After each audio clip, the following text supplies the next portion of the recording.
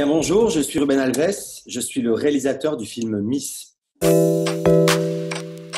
Le passage d'acteur-réalisateur, tout ça se fait pour moi très naturellement puisque c'est juste tout ça vient d'une envie de raconter une histoire en fait, de raconter des histoires. Et depuis tout petit à l'école, c'était ce que j'aimais faire en fait. J'aimais à chaque fois raconter une histoire, choper un professeur, l'imiter, raconter quelque chose. Et j'ai eu une rencontre déterminante dans ma vie, qui est mon ami d'enfance qui s'appelle Hugo Gélin. Et Hugo, on était à l'école en maternelle ensemble, donc on se connaît depuis le berceau, vraiment depuis l'âge de 3 ans, première maternelle. Et on a évolué ensemble avec nos envies, chacun, de raconter des histoires. Hugo était d'une famille de cinéma, donc il y avait tout le processus déjà enclenché. Moi, pas du tout, mais en même temps avec des envies plein la tête et voilà, toujours en train de faire un peu le clown. Donc en fait, dans la cour de récréation, très naturellement, on créait des spectacles. Voilà. Donc, vers 16 ans, on se rend compte que, enfin, à peu près vers l'adolescence, je me dis, ah oui, en fait, c'est un métier. Voilà, parce que évidemment, au début, moi, je fais ça pour m'amuser, mais je me dis, c'est un métier, on peut le faire sérieusement. Voilà. Et donc, cours de théâtre.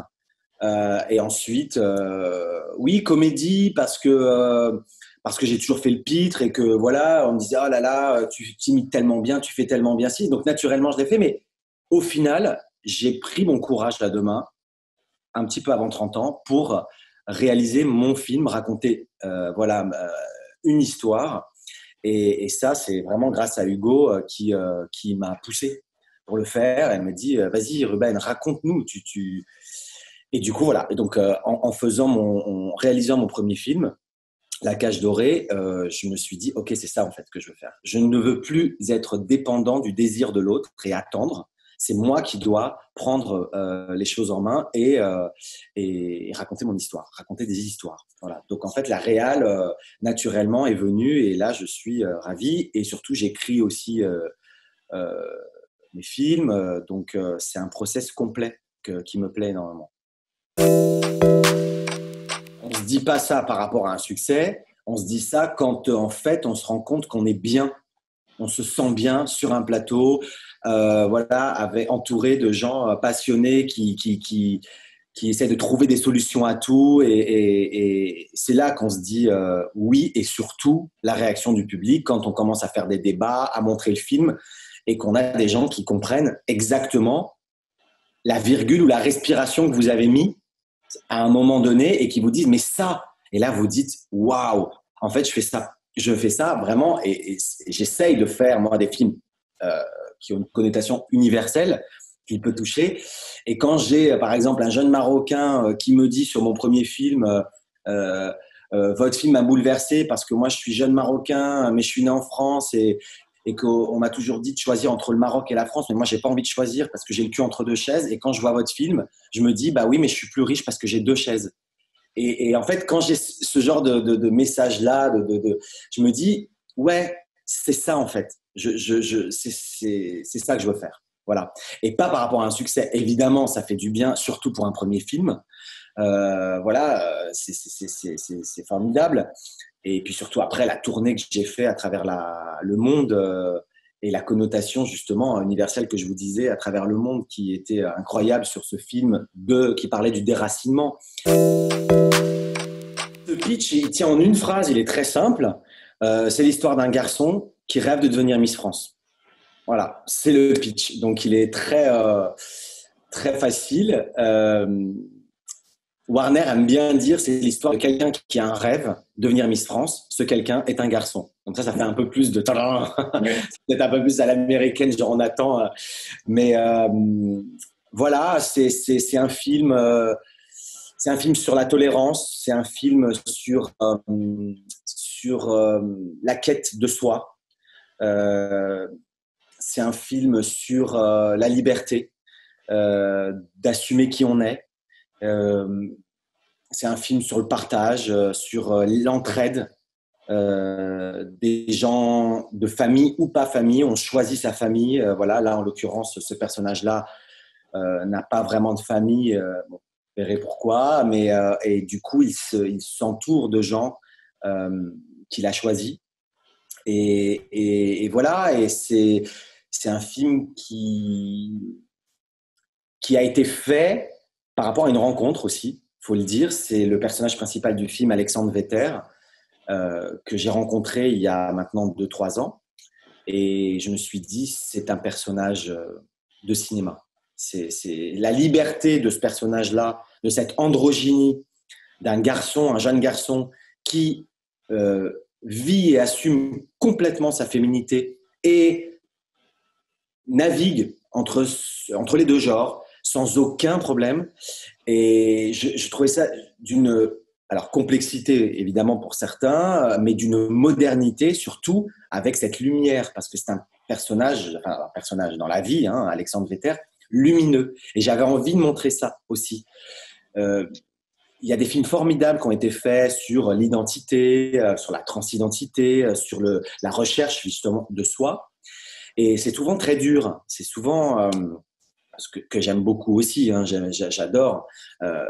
Pour ne pas citer Girl notamment, où là c'est une transition et c'est un film dur, qui est parfois compliqué. Moi j'adore ça, mais j'avais aussi envie de montrer pas que ça, et le côté peut-être aussi un petit peu plus lumineux, un petit peu plus positif et plus léger entre guillemets, même si ce n'est absolument pas léger évidemment, mais peut-être de la façon.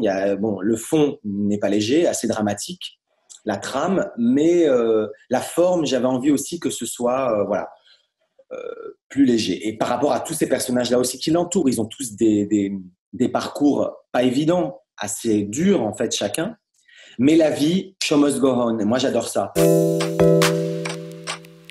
On n'est pas préparé, hein, franchement, mais juste après ce décalage, on a un confinement que personne n'a jamais vécu, comme ça, de la sorte. Donc, ça paraît pas grand-chose au final. Et au final, c'était une espèce d'enrichissement de soi, une espèce de quête intérieure que j'ai vécu moi 2 mois enfermé chez moi. Donc j'ai mis un petit peu ça de côté, mais c'est vrai qu'au début ça a été un peu un choc parce que ça faisait donc 1 mois que j'étais en tournée à travers toute la France. On commençait tout juste la promo, on avait déjà fait 2 plateaux de télé. C'est spécial, c'est très spécial. Surtout ne pas savoir qu'est-ce qui va se passer, quand est-ce que ça va réouvrir et tout ça. Bon, là donc on voit un petit peu mieux, les salles ont réouvert. Bon, tout doucement, j'espère que tout va se remettre en place et que les gens ont vraiment envie d'envahir les salles de cinéma, avec barrières de sécurité s'il le faut. Mais c'est spécial, oui, c'est spécial.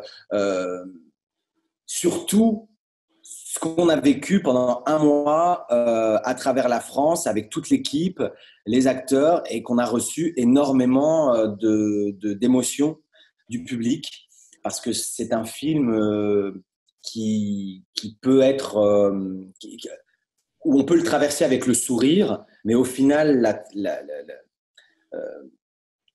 toute la dramaturgie qu'il y a derrière, à la fin, euh, on peut se la prendre, et du coup, on a beaucoup d'émotions à la fin du film, dans les débats des gens qui parlent avec nous. Et donc, ça a été un roller coaster. C'est-à-dire vraiment, c'était le grand 8. On était en pleine émotion, on vivait des trucs de fou, on rencontrait 300 personnes par jour qui venaient nous embrasser, et plus rien. Mais plus rien de chez rien, plus personne se parle, on est tous enfermés. Donc, c'est la vie. Voilà, donc show must go on. Maintenant, on espère que tout ça, avec le festival d'Angoulême, on va remettre un petit peu la machine en route, on va remontrer le film, et j'ai hâte vraiment. Euh, c'est la vie. J'ai envie de dire, c'est comme ça fait partie on doit le prendre et on doit l'accepter, et ça va enrichir sûrement beaucoup de personnes, et c'est pas plus mal. Voilà. Après, c'est particulier, oui, c'est particulier. Mais j'ai hâte d'être à Angoulême, justement, pour montrer le film, pour après reprendre la promo. Au début, la presse, les médias ont été un peu genre, mais qu'est-ce que vous faites? C'est qu'une grippe, vous êtes fous. Alors, on s'est fait un petit peu taper dessus.